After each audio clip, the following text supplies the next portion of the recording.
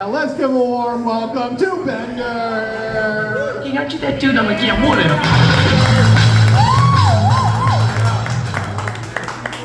So, ICE has destroyed due process. Yep. And this is the thing. If you're a documented or undocumented migrant, or even if you're an American citizen, an ICE agent can look at your ID and say, nah, fuck it, you know? But I have a few tips for you to ensure that any agent that looks at you knows that you're an American citizen. Tip number one, if an ICE agent asks you for an ID, as you pull out your wallet and pull out your ID, you say, oh, for Pete's sake.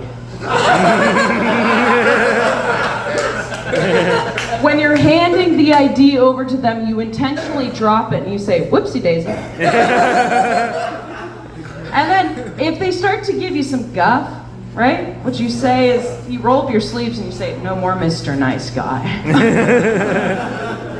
No, it's not all political. I'm gonna tell you guys a little story from my childhood. Have you guys ever had one of those? It's never too late, actually. When I was a kid, I had a cousin that told me a really scary story about dolls. And it freaked me out so much that I put all of my Barbies in a box and put that box in the shed because they would not stop fucking staring at me. But I missed the companionship, right? I wanted a toy, but it didn't need a face. So I found a ball of yarn in the closet and I named it Jonathan. And that was my child for a while.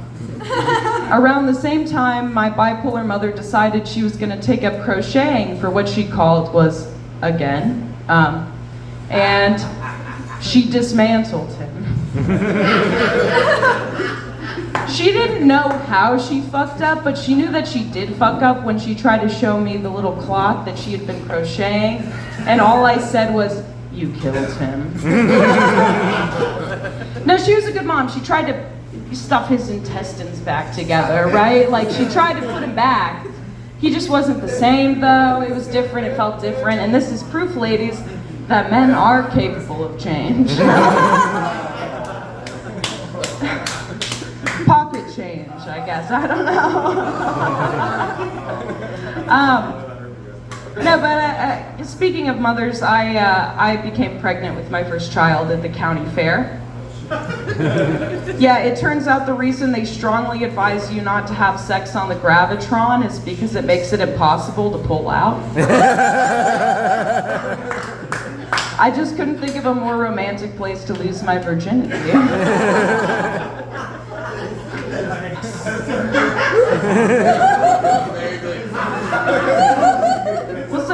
So they also strongly advise you not to continue to ride the Gravitron when you are pregnant, but, you know, nobody stops me from having a good time.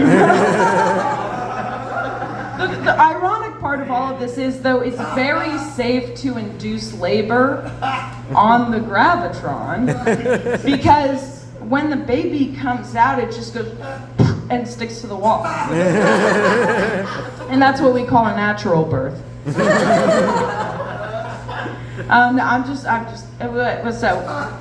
problem is, when my daughter was born, because of all the spinning I've been doing for the last 9 months, she came out with a birth defect, yeah. Oh. She didn't have a face. So I named her Jonathan. I'm just kidding. I don't have any kids. I'm not quite sure if I want children, and all of the reasons that people give me for wanting to have kids, they just don't sit right with me. You know, like, I just like being around kids. Why?